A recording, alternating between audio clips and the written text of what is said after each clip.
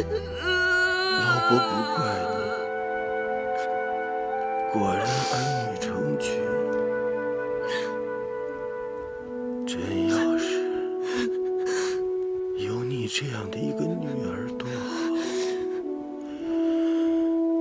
可惜寡人要走了。老伯不能走，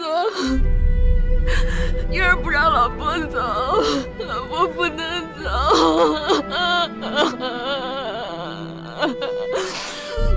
寡人也割舍不下你和姐儿。剪一缕你的头发给寡人，可好？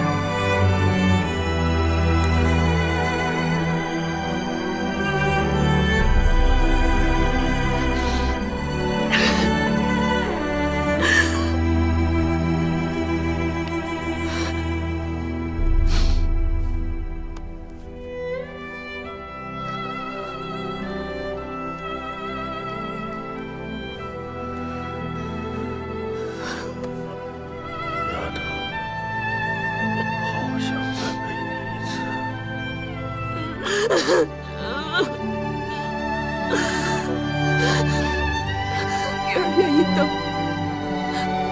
等到老伯病愈后。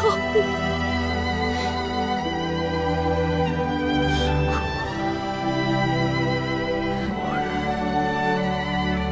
精神好了些，你可愿再为寡人吹一曲啊？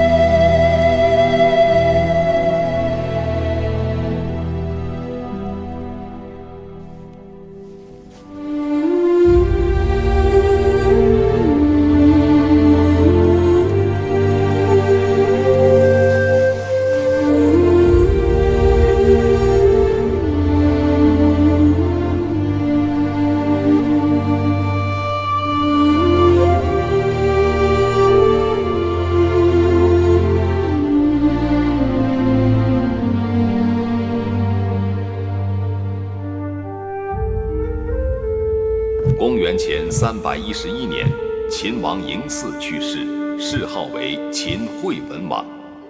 秦惠文王在位时，继续了商鞅之法，任用各国人才，占领汉中，收并巴蜀，北扫义渠，使得秦国领土面积骤然扩大数倍。秦惠文王是秦国历史上承上启下的一代君王。秦惠文王死后，由太子嬴荡继位，史称秦武王。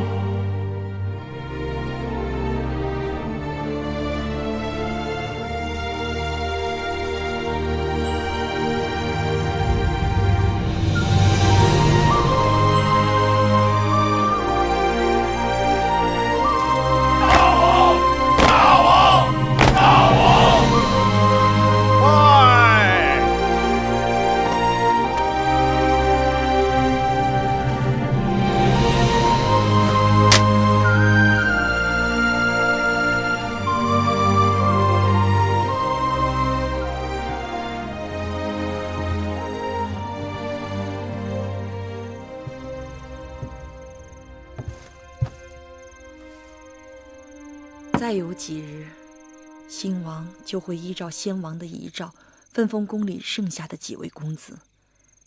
不知继儿会被封到哪儿去？先王在世时，已给继儿做好打算。若不出意外，我们将赴蜀地。既然这样，香儿、慧儿还有木星，自然是要跟我们走的。剩下的人愿意走的一起走。实在有难处不能走的，多散些钱财，让他们各自也有好的去处。这么说，我们也应该尽早收拾行装，免得到时慌手慌脚的。倒也不用慌张。宣诏后，若真要启程，还有10日。再说路途遥远，东西带多了，反成累赘。蜀地那边有司马将军和小冉主持，就算缺了什么东西，到那儿再置办也来得及。这几日为了打理先王的后事，会后疲累很了，喝碗绿豆汤解解暑，一会儿早点歇息吧。我只不过勉强尽责罢了。先王死前，待我情义全无，如同路人。我和他只剩下名分了。小的拜见惠后。说吧，什么事？小的禀报之事过于机密。此时此刻，在我这儿，什么事都算不上机密。惠后大约不知，先王临终前曾经让木间取了一样东西给他。什么东西？有可能是遗诏。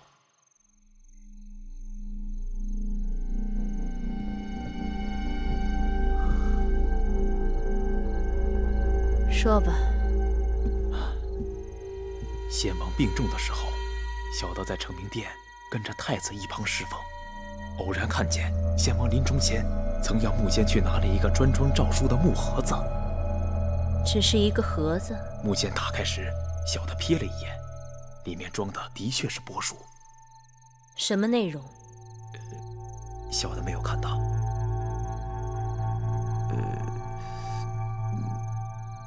此事先王隐瞒惠后，那诏书一定是对惠后和大王不利的。一派胡言！先王是当着众臣的面传位给当儿的，你却说有什么不利于我和大王的诏书？你是想谣言惑众吗？小的敢以性命担保，绝无虚言。惠后息怒，依奴婢看，这冯甲贼奴也许贪图富贵，但不像是有胆量胡编诏谕之人。是，小的对惠后和大王忠心不二，句句是真。那所谓的遗诏，如今在何处？小的不知。你赶紧给我去找，务必要找到。是。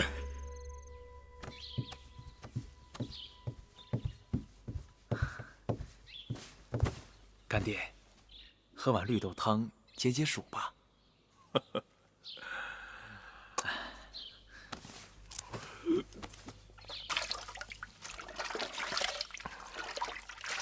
等我干完这最后一件差事，也该告老了。以后这宫中就是你们的天下了。干爹，您说哪里的话呀？这宫里头要是没有您坐镇，可怎么得了啊？时移世易，一个下人，这辈子只能侍奉一个真正的主子，侍奉多了，那就里外不是人了。干爹，那您的位子打算让谁来接手啊？这是你应该问的吗？小子，秦宫的换者令不是你想接手就能接手的。